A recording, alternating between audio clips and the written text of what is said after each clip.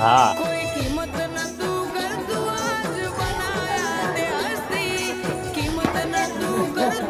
ઘડી ઘડીનો ભણકુઓ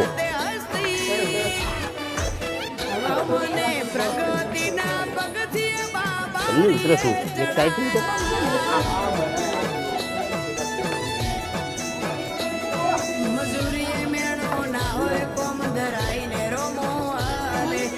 હારી આવાજ તો